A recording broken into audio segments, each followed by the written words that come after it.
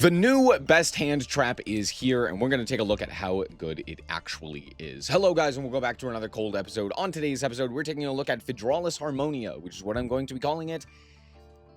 Sue me if I'm wrong. That's all.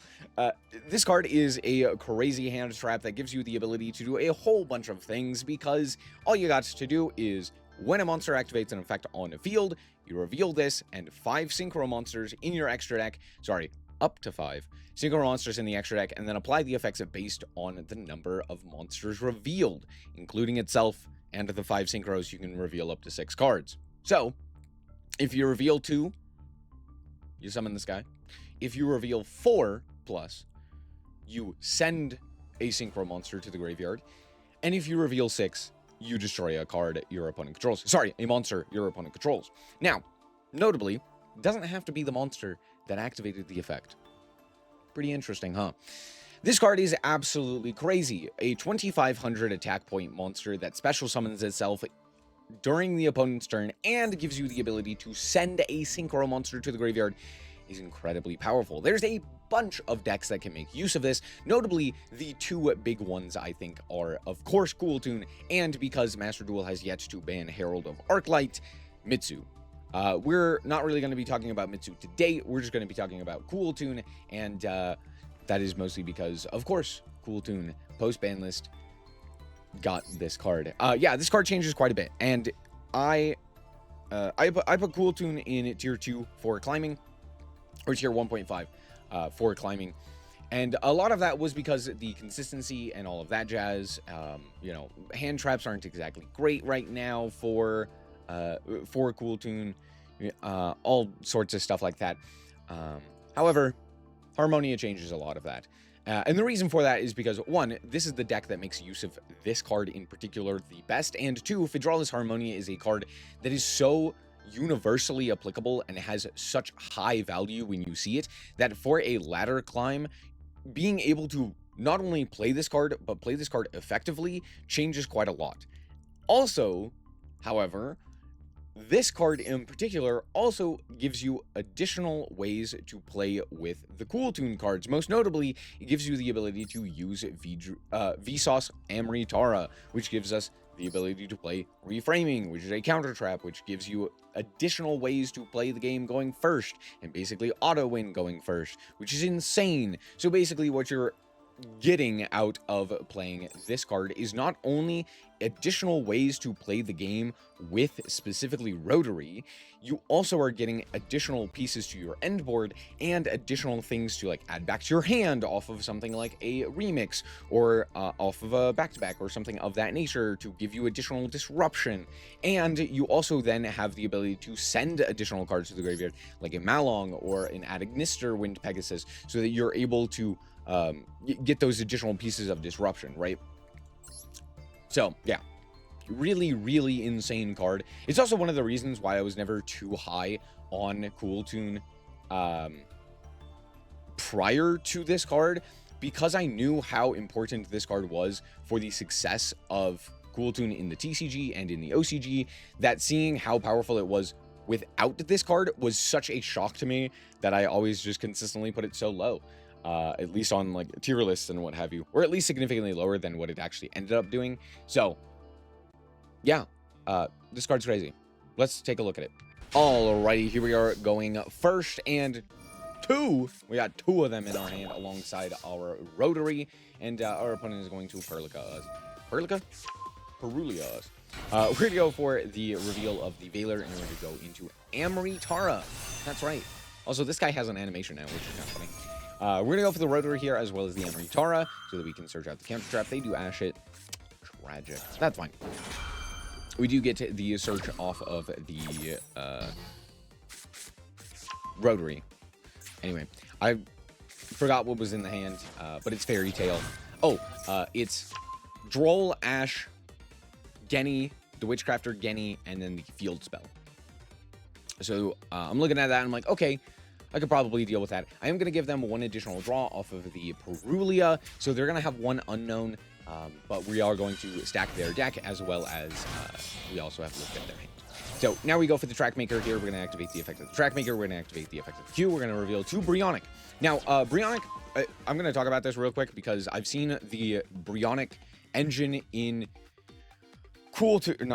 in Fairy Tail in Genesis a whole bunch, and the idea is that you use the Bryonic cards to go into 2 spellcasters, or just spellcasters in general, so that you can either go into the Magistus cards, or you can go into the rank 4 Fairy Tail, because some of the new Bryonic cards happen to be easy to put 2 level 4 spellcasters onto the field. So that's the idea there. It's kind of interesting. I'm not as big of a fan of it, but I mean, it works. We make the remix, and then with the 2 quick plays, we pass the turn, and we still have Harmonia in hand. Our opponent's going to go for the Bryonic here to grab the Dance Priestess, as I previously mentioned. It special summons itself, adds a second Bryonic. Bryonic also is not a once per turn, if I recall correctly. Oh, no, sorry. Bryonic is... Yeah. It's because they already... Now we know, pretty much, what the last card in hand is. It's the one that reborns... one of the Necros guys. So they have a ritual that discards to reborn a guy. So that's the idea. They're going to go for the Artemis, and I go, oh, I don't want that. So I go for the Synchro here. I'm going to attempt to bounce. I allow them to keep the Super Polymerization because I'm like, I don't even think they're going to be able to draw that. So there's that. And out comes Caster. So we know all of the cards in hand. It's Bryonic, Genny, Field Spell, Droll, and Ash. And yeah, that's it. So they don't really have a whole lot here. Like, this singular Ash Blossom basically kills them. We just Ash the quick play, or the field spell, and they don't really get to do anything. They are going to go for the Endymion, the Crescent Moon, and I go, oh, hey, I can Harmonia this. So I reveal the Harmonia, reveal a whole bunch of guys, and at that point the opponent concedes. So, begin. Alrighty, here we are once again going first. Let's see what we can accomplish. We're going to start off here with the Q. We're going to activate its effect. We are going to add it to the hand. Oh, just kidding. Our opponent's going to start off here with Tearlament. They're going to mill some cards. Now, notably, I have the Called By, so I just allow that to resolve as opposed to ashing it. They do hit a Sheeran, because, of course, they do. They obviously would. They're a tier player that got desperate, so, of course, they're going to actually hit the name that they need to. Anyway, regardless, we're going to go for our standard line here. We're going to search out a field spell. We're going to look at the hand, and then we're going to stack the top of the deck. And I give them the Called By, I believe. Or no, I banish the Called By. I give them the Branded Fusion because we have the Ash and we have the Reframing. So I know that they have the Triple Tactics Thrust in hand, and they have the... and they're going to have the Branded Fusion. So I'm like, okay, I have the 2 answers for that. That's not that big of a deal. We're going to grab Clip here, and then we're going to Synchro into the Remix. We're going to set 3 and pass it back to our opponent. Who's going to draw the Branded Fusion for turn. So they're, of course, going to start with Branded Fusion. I'm going to start with the Ash. They're then going to immediately activate the Triple Tactics Thrust, which I will promptly activate the Reframing on, so they can't really do anything. They're going to go for the Saronir and banish one of our guys, and I go, oh, okay. At that point, we can go for our Cool Tune plays. The reason I'm doing this now is because I don't want them to have 2 guys on field so that they can go for the Fiendsmith stuff. I just don't want them to be able to go for the Fiendsmith line. So we're going to pop the Saronir here. As you go once again into the Track Maker, activate the effect of the Track Maker. We're going to go for the Mix, we're going to go for the Clip, and we're going to pop. I don't think the last card in hand does anything. They're going to send the Branded Retribution. Now, I was smart about this because if I had activated the Reframing, which negates activations, they would have been able to activate the Branded Fusion.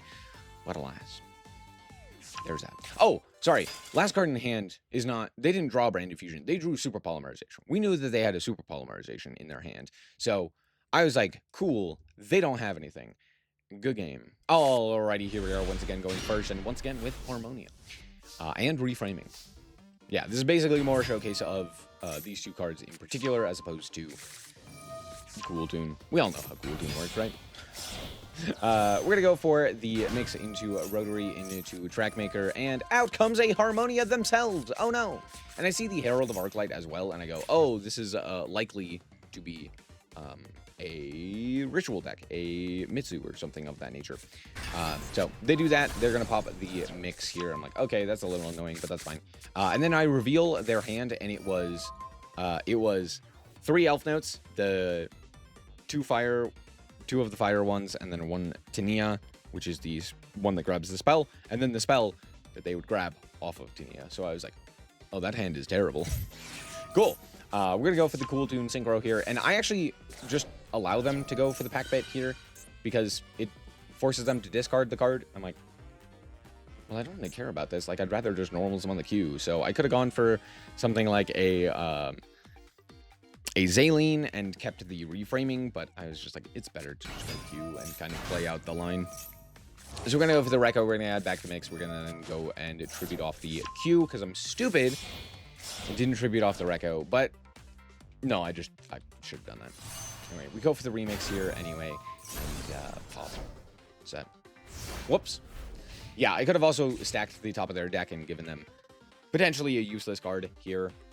And what they do end up drawing is actually pretty useful. So, oops. Bad on me. We're going to go for the remix here. We're going to add back the Ghost Ogre, and we're going to special summon the Reco, and they drew Harmonia. Oh, fun. So yeah, they're going to reveal a whole bunch of synchros that they're going to pop, and I guess I'll just add back the mix. Now I'm going to go for the Q. We're going to go for the Cooled Tune Track Maker once again to go for the mix and the clip.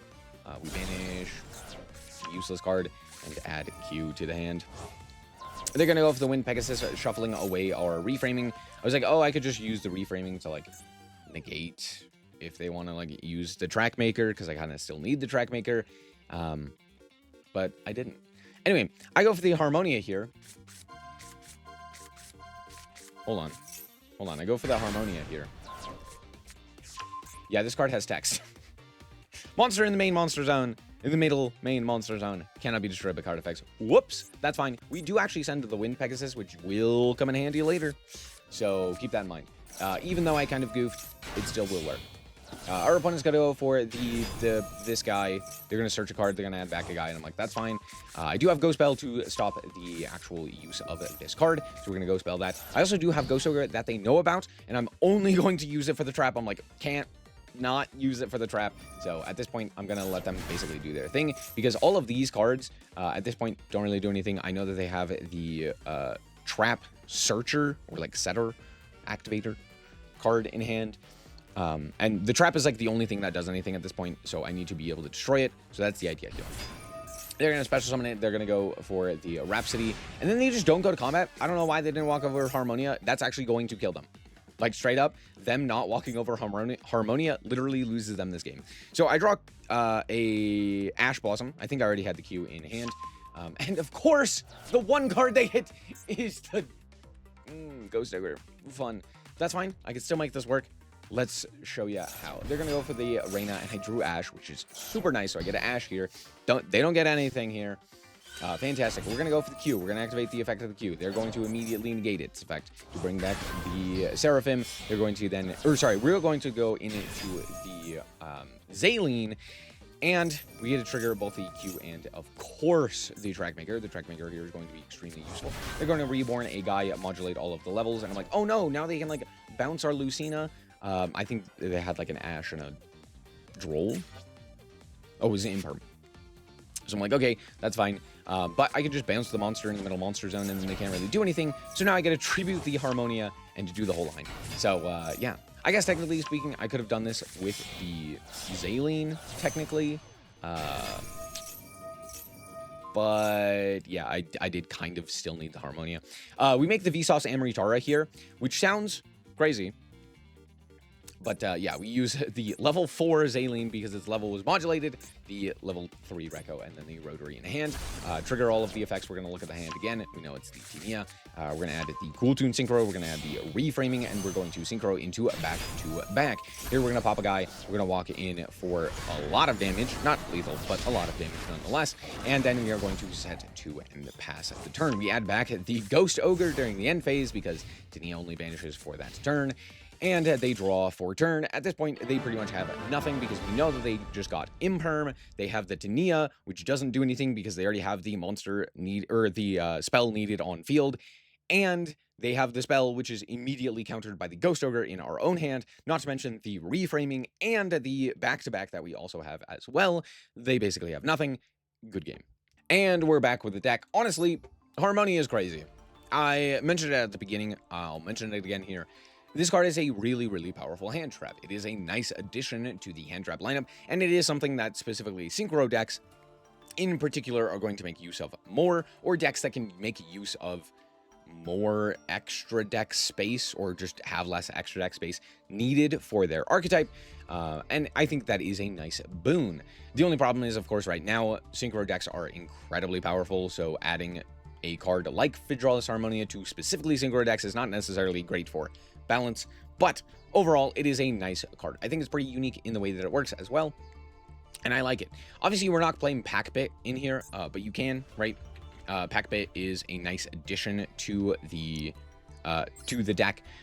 The only reason I'm not playing it is because you do have to send a card to your to the grave, right? You have to discard a card, which is not really worth it all the time. So I think it's more worthwhile. Like Malong basically does a very similar thing. Wind Ignister also does a very similar thing, right? You could even send the Ecclesia if you really want to. So for the most part, it's not really worth it. And I'd much rather have additional copies of a bunch of these other cards. Theoretically, I could get rid of Crackle, but Crackle is also useful for being able to go into kind of just like any synchro monster if need be with the clip. But on top of that, you can use it for a synchro overtake to go into the clip if you need as well.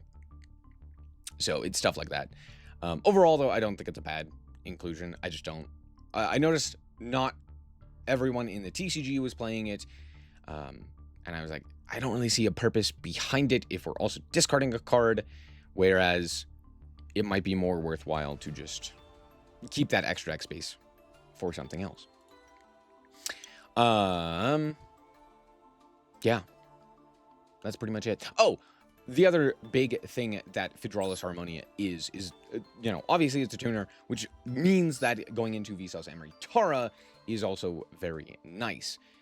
It's a lot easier to use it, and I mean, this card is really nice. Being able to make it and use it is extremely advantageous for the deck and for the archetype, because it makes back-to-back really easy, and it gives you access to reframing, which is such an insanely powerful card. All you need is a synchro monster, and then you have a counter trap that basically negates everything, which is fantastic. And being able to use that alongside Rotary means that if you have a hand that's kind of weak, alongside the Rotary, and like, for example, if you have just Rotary and Harmonia, you can go reveal Rotary, normal summon Rotary, and then just go into Vsauce Amritara, and that immediately turns on like a whole bunch of things and forces like pretty, I mean, it just has pretty important interaction requirements where it's like, okay, either I get to do the whole cool tune thing, or I end on a counter trap. And both of those are really powerful. So, that's pretty nice. Yeah. Good card. That's all I gotta say. Thank you guys so much for watching. And remember to always stay frosty. Bye-bye.